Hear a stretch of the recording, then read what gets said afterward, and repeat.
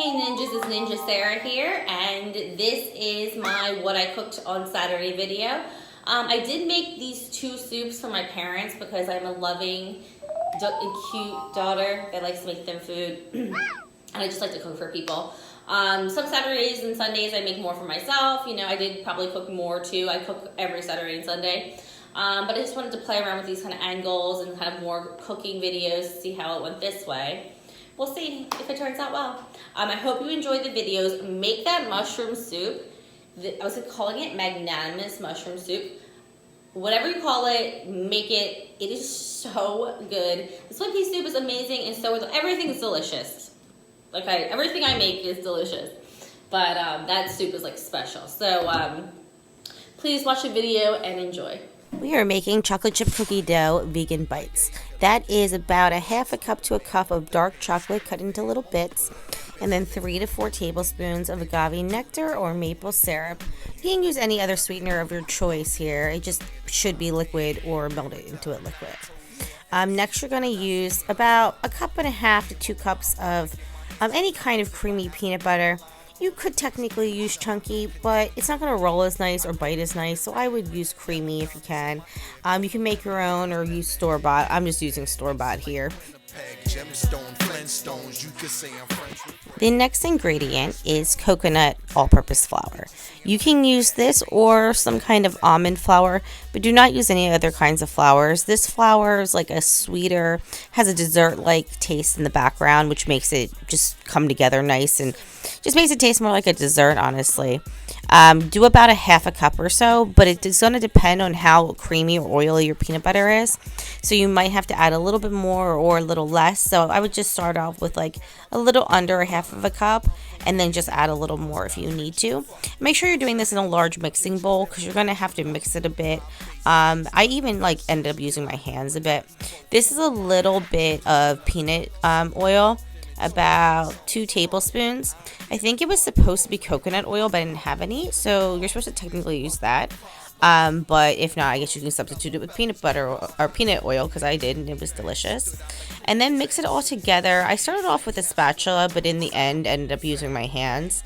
I like kind of use the spatula just to get the flour kind of in there. You see the big, nice chunks of dark chocolate I have in there.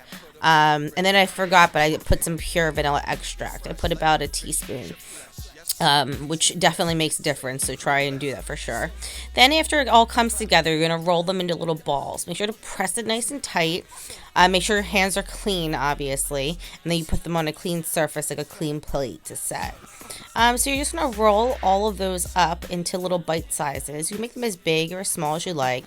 Honestly, I think that these are best like small because they're very rich, so I actually kind of like them smaller. And let them set in the airtight container in the refrigerator and store them there. This is my vegan mushroom soup, and this turned out so good, guys. You definitely have to try it. This is about a container of button mushrooms with some Worcestershire sauce, and it was already sauteed down and frozen ahead of time, so if not, just do it at this point with some olive oil or butter. And then I am adding about 2 teaspoons of vegan chicken bouillon. It's called like Better Than Bouillon. It's a vegan. Make sure you get the vegan one, though. You have to read it. Then I'm adding a couple cups of water just to dissolve the bouillon. And basically the idea is we're getting the seasonings into the mushrooms. At this point, you want to make sure your mushrooms are already sauteed and just that you're basically really stirring a lot to get that, delicious flavors into the mushrooms. I'm also adding about a cup of nutritional yeast, or NOOCH as most people like to call it. You can add more or less, but I thought it was a perfect amount, honestly, because you don't want it to be a cheese soup. You want it to be a mushroom soup. The NOOCH is just there to give it some flavor. Now, this is mushroom bouillon. You can get this at any H Mart Korean store, like a Chinese grocery store. Make sure to just check the ingredients and try and get the one the healthiest as possible.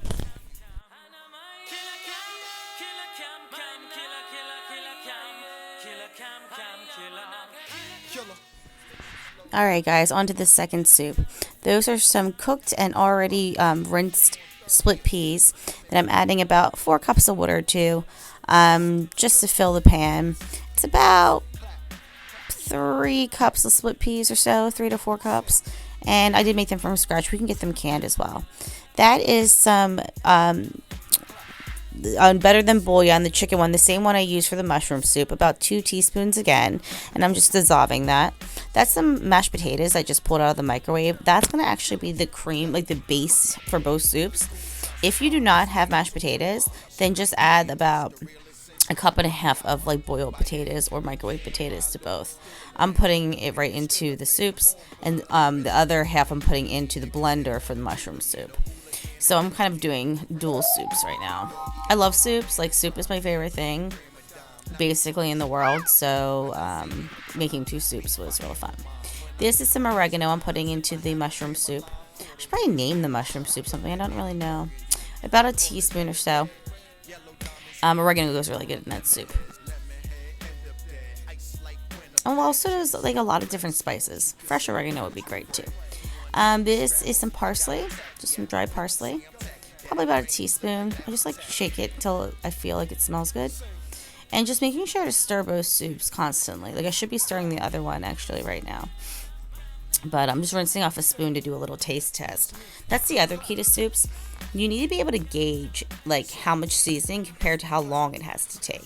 It should take like it gets saltier as it cooks, so you never want it to be the perfect salt in the beginning. You want it to be unsalty in the beginning, and as it goes closer and closer to being done.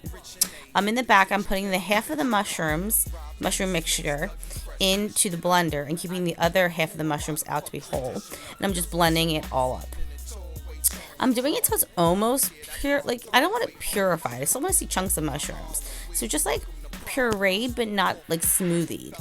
So I'm all done there. I'm adding it back to the other whole mushrooms and letting it all kind of just cook together. Everything's on like medium high. You can do it low and slow, but I don't know. I'm just a medium high girl. I'm putting some more parsley into both of those. And I'm going to get some garlic powder, put it into both as well. I use a lot of garlic powder. You don't have to use garlic powder, but I just think it gives it a different flavor than regular garlic. Here are some other garlic cloves. I put about 4 whole ones in the split pea. That's all going to get blended, so it doesn't have to be cut. I'm also putting some more nooch into the mushroom soup. I think I had decided there wasn't enough. It also helps thicken it, and it's a great way to like add flavor and thicken it at the same time. Smelling is another key thing when you are cooking. You can almost taste things by smelling them. So make sure to smell your food often, and try and like imagine what it tastes like. So like, wait, you're not tasting it like every second.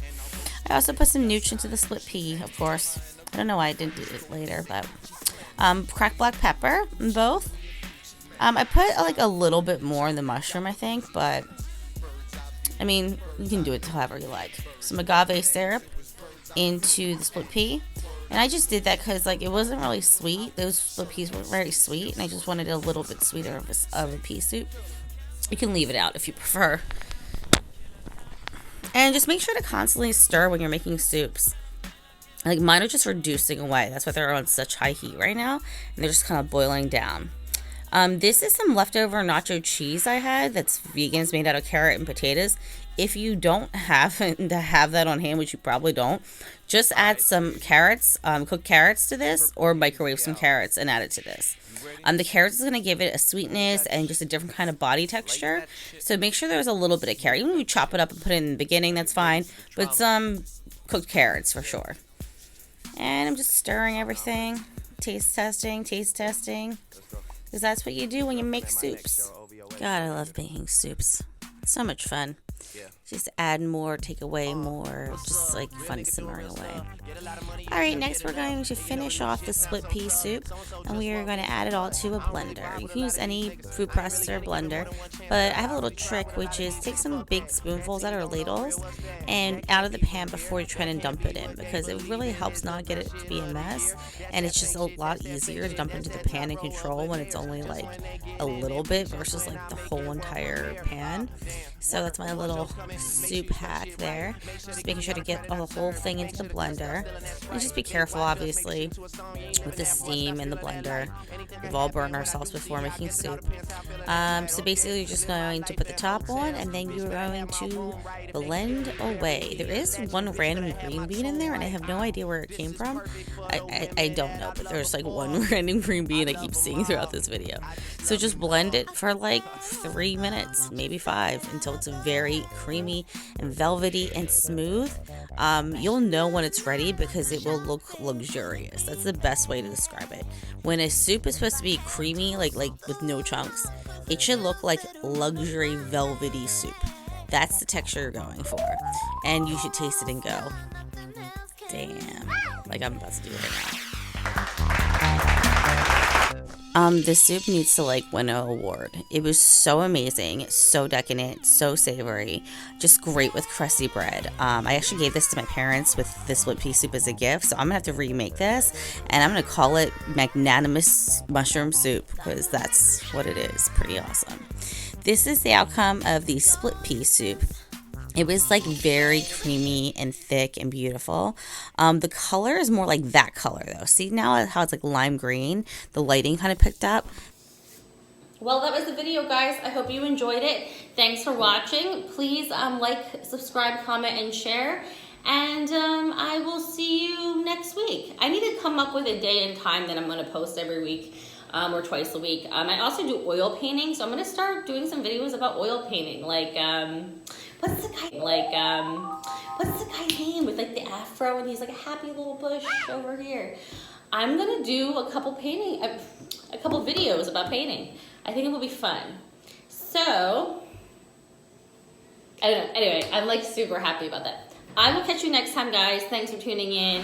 See ya.